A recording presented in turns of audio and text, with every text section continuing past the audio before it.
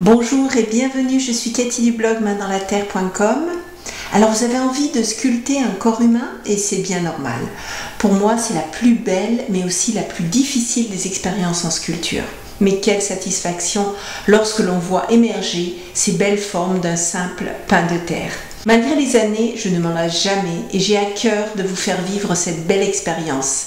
C'est pour cela que je prends soin de faire des cours accessibles même aux débutants. Avez-vous déjà essayé de sculpter un corps humain debout? Je veux dire un corps complet debout sur ses deux pieds. Et que s'est-il passé? Est-ce que votre sculpture s'est affaissée sous son poids au fur et à mesure du modelage? Et comment faire pour que votre sculpture reste droite sur la surface réduite des deux pieds? Comment font ces sculpteurs pour faire tenir leurs œuvres que vous voyez sur Internet, sur Pinterest et qui vous font tant envie? C'est pour répondre à toutes ces questions que j'ai créé ce cours. Moi aussi, je me les suis posées et moi aussi, j'ai eu les mêmes échecs que vous, avant d'imaginer la méthode que je vous partage aujourd'hui. Comment conjuguer les bonnes proportions du corps tout en jouant avec les contraintes de la pesanteur?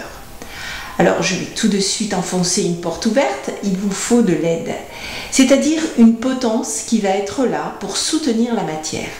Alors, ça oui, je l'avais moi aussi intégré, mais la potence ne suffit pas si vous ne faites pas les choses dans le bon ordre. Après plusieurs tentatives, j'ai enfin compris, et pourtant je le savais déjà, c'est la terre qui a toujours raison. Vous devez vous plier à son bon vouloir et suivre sa transformation pendant le modelage pour réussir votre corps humain debout. En utilisant ma méthode du jeu de construction que je vous ai déjà partagée dans mon cours sur le corps humain assis, vous allez pouvoir modeler un corps dans les règles de l'art. Chaque partie va venir se placer au bon endroit au bon moment. Je vous rappelle qu'un corps humain est un tout. Chaque élément qui le constitue dépend les uns des autres. Par exemple, quand vous placez une tête, eh bien, vous pouvez voir tout de suite que soit le cou est trop court, soit les épaules sont trop hautes. C'est vrai que c'est un sujet complexe, qu'il faut intégrer pas mal de paramètres en le faisant. Il n'y a pas d'autre façon que de vous confronter à la matière. Comme le disait Michel-Ange, si les gens savaient à quel point j'ai travaillé pour développer ce talent, ils ne s'étonneraient plus. Je vous invite à lâcher la croyance du don. C'est souvent une magnifique excuse pour procrastiner, alors qu'il s'agit plus souvent de méthode, de travail et de répétition.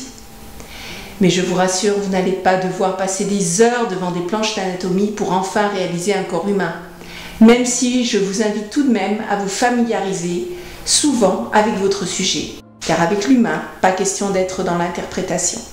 C'est pour cela que vous avez de nombreux dessins qui vont vous guider pendant le cours afin de respecter les proportions anatomiques.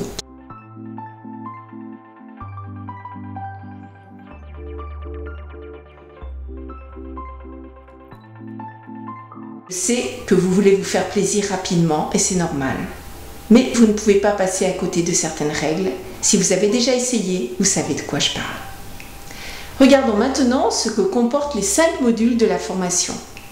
Dans le premier module, sous forme de livret à télécharger et à imprimer, vous allez vous familiariser avec le corps humain dans son ensemble. Je vous explique aussi quel outil utiliser et vous montre comment j'ai fabriqué ma propre potence. Dans le module 2, vous allez utiliser ma technique du jeu de construction pour monter les premiers éléments de façon juste en suivant le dessin des proportions fournies. Vous saurez exactement combien mesure telle partie par rapport à une autre. Cette technique a pour but de vous libérer du résultat final car vous vous appuyez sur des formes géométriques connues qui sont la base de toute sculpture. Puis, petit à petit, vous allez vous approcher des formes du corps humain. En même temps, je vous apprends comment utiliser la matière au service de votre modelage. C'est vraiment très important de prendre en compte les états de séchage, car c'est cette compréhension qui fera votre réussite.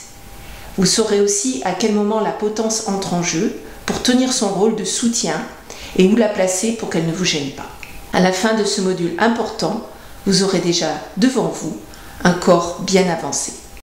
Dans le module 3, vous allez entrer dans la partie délicate. Jusqu'à présent, le corps avait le soutien de sa base. Mais maintenant, vous allez faire émerger les jambes. D'abord les cuisses, puis les mollets, et ensuite le travail délicat des pieds. Il va falloir surveiller la matière régulièrement. Entre une terre assez prise pour maintenir l'ensemble, mais assez plastique pour encore faire des ajouts.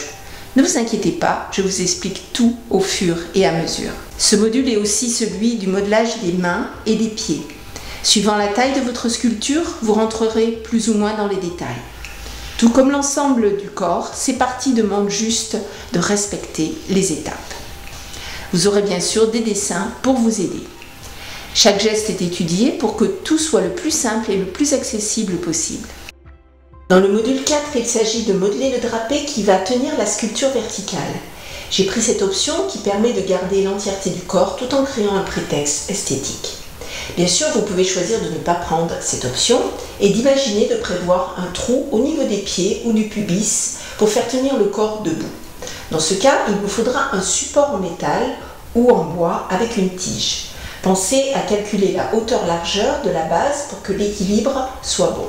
Donc, dans cette vidéo, je vous montre comment modeler un drapé réaliste. Le drapé est un incontournable en sculpture. Il demande un peu d'attention, car comme les cheveux, il suit un mouvement particulier.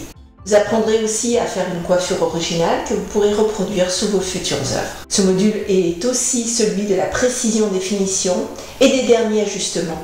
La terre est sous consistante dite cuir, c'est-à-dire qu'elle est encore assez souple pour les modifications de surface, mais déjà bien prise en son cœur.